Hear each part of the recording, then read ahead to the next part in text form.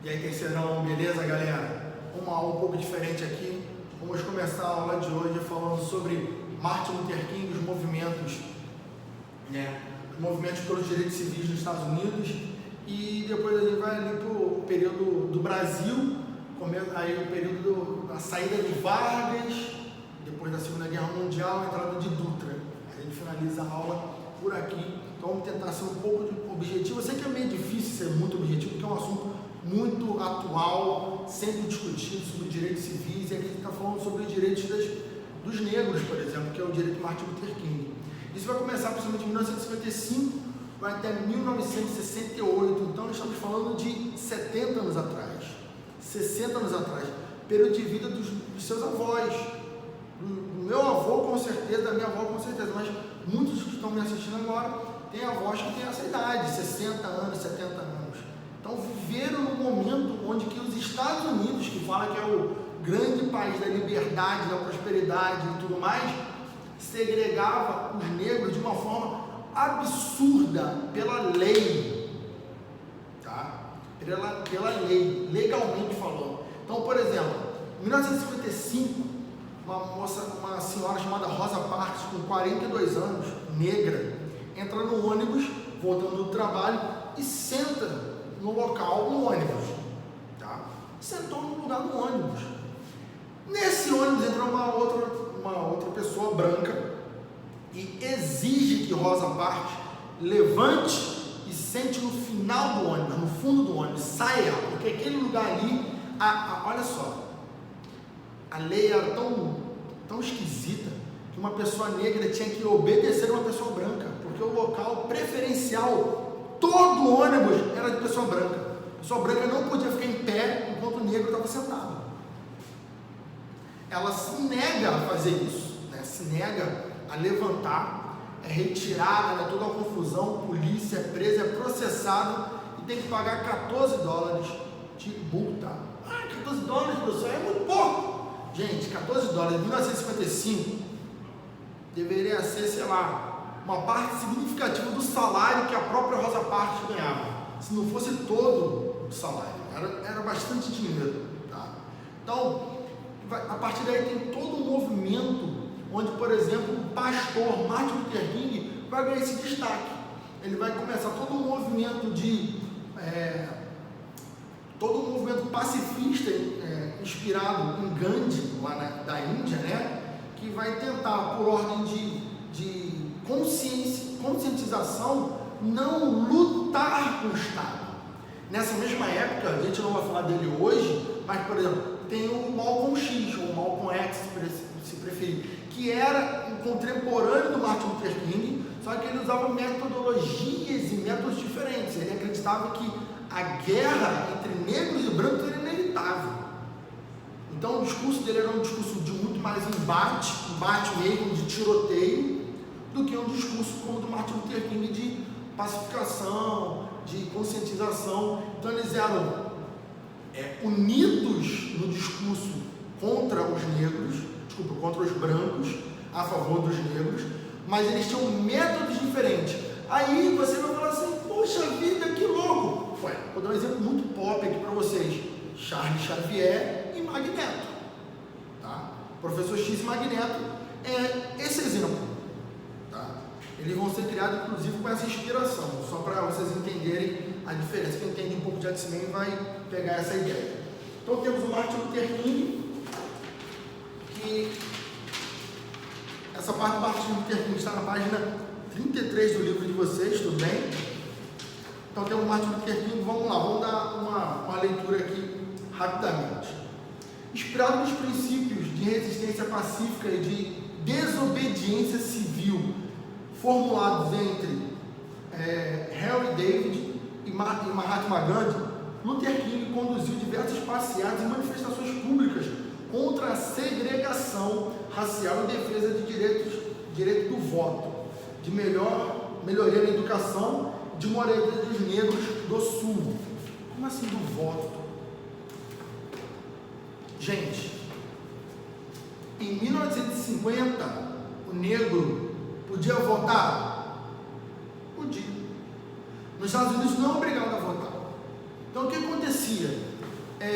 Muitos brancos obrigavam os negros a não saírem de casa no dia da eleição. Se você fosse votar, quem tomava conta das zonas eleitorais eram os brancos.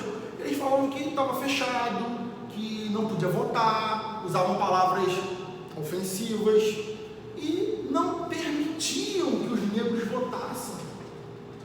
Extremamente complicado, muito questionável, no mínimo, para falar do caráter dessas pessoas.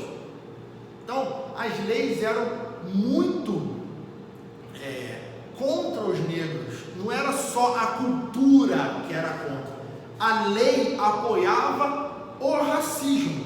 E o Martin Luther King estava justamente querendo ir contra isso.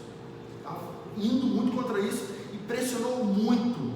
Até que ele fez um discurso que o Obama, na primeira eleição dele, vai a fazer, aquele conhecido discurso I Have a Dream, que ele vai dizer que tem um sonho, que o negro fique... Cara, é um discurso maravilhoso, está na página 34, você pode ver também no YouTube rapidamente, se você quiser. Eu não vou ler aqui, porque eu não tenho jamais, nem perto do Martin Luther King.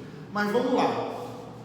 Em 28 de agosto de 63, organizou a Marcha pelo Emprego e pela Libertação, com presença de 250 mil pessoas, em frente ao Memorial Lincoln, Washington, onde proferiu um discurso fundamentado no princípio da tolerância racial. I have a dream. Até arrepio aqui, porque é um discurso maravilhoso, discurso de tolerância racial, e ele é um pastor. Então, assim, temos um fundamento cristão nessa percepção que todo mundo é igual, tá? Eu não estou defendendo aqui ser cristão ou não, isso não é o ponto aqui, mas é um argumento que eu vejo, que nós vemos na nossa sociedade, muita gente que é cristã, infelizmente, fazendo coisas que o próprio Martin Luther King acharia que provavelmente não é cristão. Enfim, diante da mobilização e da pressão da opinião pública, o presidente Lyndon Johnson conseguiu aprovar no Congresso a Lei do Direito Civis, 1964, e a Lei do Direito do Voto, 1965, contemplando as reivindicações de Martin Luther King. Aí entra interessante, Martin Luther King foi o mais jovem a ganhar o Prêmio Nobel da Paz. Ele ganhou o Prêmio Nobel, muito interessante também. Só que, infelizmente, no dia 4 de abril de 1968, como se preparava para uma marcha, ele foi assassinado no hotel na cidade de Memphis por um sulista, James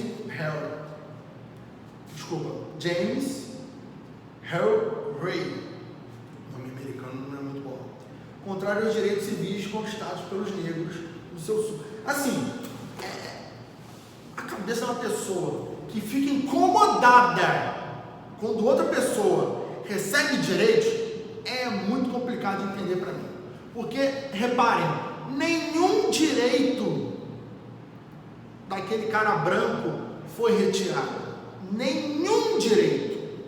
As leis foram feitas para igualar negros e brancos, dando direitos aos negros e não retirando em absoluto nada do branco. Mas o cara ficou nervosíssimo, porque o negro agora tem o mesmo direito dele. Repara, é muito complicado de a gente entender, e não vai ser aqui nessa aula de vídeo que a gente vai conseguir entender tamanha barbárie como as pessoas pensam. Isso é, quando uma minoria ou uma categoria que você não conhece nada, não tem afinidade, ganha direito, gente, você não está perdendo direito. Pensem nisso. Isso é um assunto muito atual mesmo. Isso nós vemos todos os dias na TV. Não atualmente, porque na TV está passando outros assuntos importantes, mas é um assunto muito comum na nossa sociedade. Quando alguém de minoria ganha direitos, você não perde o seu. Não vamos nos estender muito aqui. Então vamos aqui à próxima parte, tá? Aqui, ó, democratização e retorno de Vargas. Mas a gente vai, página 48, não vamos chegar ao retorno de Vargas, vamos parar hoje na aula em Dutra, mas vamos começar aqui, que é o seguinte: Vargas era ditador no Brasil, tá? Durante 1930 até 1944, pelo menos, ditador. Tem vários períodos aí, mas no final desse período ele era o presidente do Brasil e ele mandava, beleza? Não vamos entrar sobre o período de Vargas aqui, porque tem muita gente aí que vai discordar de mim, mas enfim. Ele não era eleito e estava presidente. Quando a Segunda Guerra estava para acabar, reparem, o Brasil estava lutando contra uma autocracia, uma ditadura na Itália e na Alemanha, que era um sistema semelhante em vários pontos ao que Vargas dirigia no Brasil. Ao fim da guerra, Vargas se vê pressionado por vários setores da sociedade a sair dessa ditadura, porque ele estava lutando contra uma ditadura e como que ele ia defender a própria ditadura aqui no Brasil. Então ele vai, antes de ser retirado pelo povo ou pelas forças que estavam empurrando Vargas nessa direção, o Vargas vai muito espertamente abrir e falar: não, gente, eleição, vamos fazer eleição aqui, porque eu sou um cara da eleição, tá? Eu sou um cara da eleição, eu apoio a eleição, eu gosto de eleição. Então ele vai fazer eleição. Vargas faz a eleição e apoia Dutra, tá? Que é um militar. O Dutra ganha a eleição. E o Vargas é eleito senador. A eleição na época no Brasil era muito esquisita. O Vargas, se não me engano, ele ganha como senador no Rio Grande do Sul e em São Paulo, e ganha deputado, acho que em 7 estados do Brasil. O cara virou deputado 7 vezes, senador 2. Porque as eleições o cara podia se candidatar em vários lugares e não precisava morar no lugar, ele só precisava se candidatar. Então ele se candidatou, ele ganhou como deputado e senador. Como que ficou o cargo dele? Eu acho que ele só assumiu senador, porque senão ele tinha que assumir 7 cargos de deputado. Só estou pensando se ele precisava acumular salário. Ia ser muito doido, né?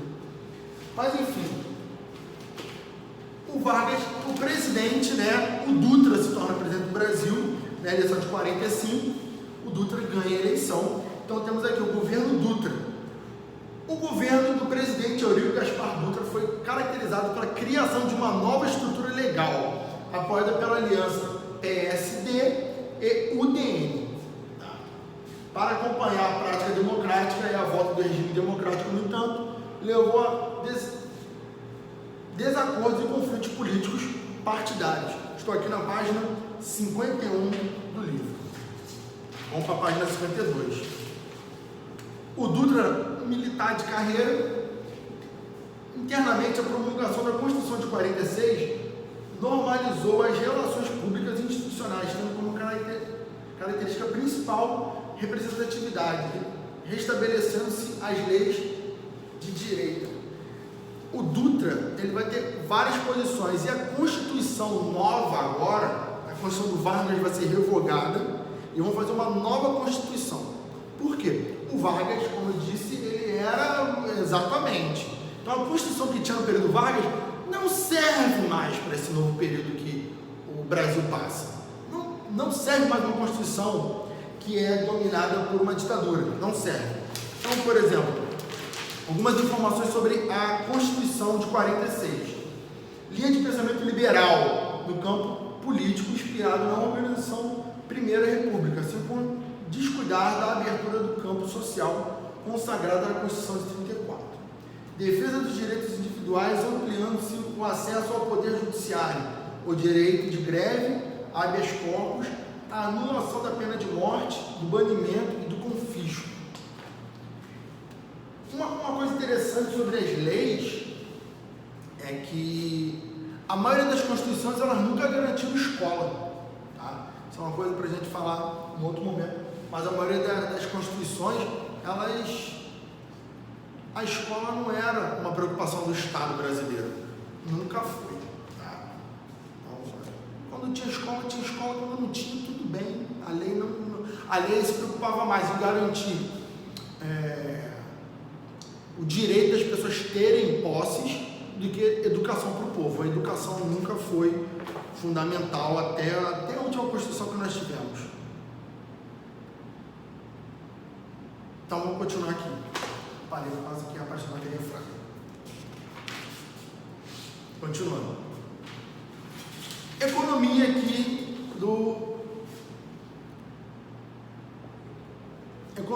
desculpa aí, gente. O governo de Wagner deixou o governo com a economia saneada.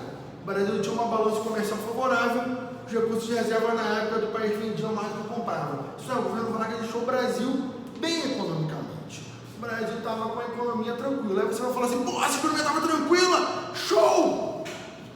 Esse é o primeiro pensamento. Quando a economia está bem, tudo está bem. Mas não é bem assim, gente. Tem a questão social também. Só porque a economia está boa não quer dizer que o povo está ótimo. Claro que o Vargas, eu tenho muito questionamento sobre, mas ele fez uma presidência boa no geral, austera, né, no geral.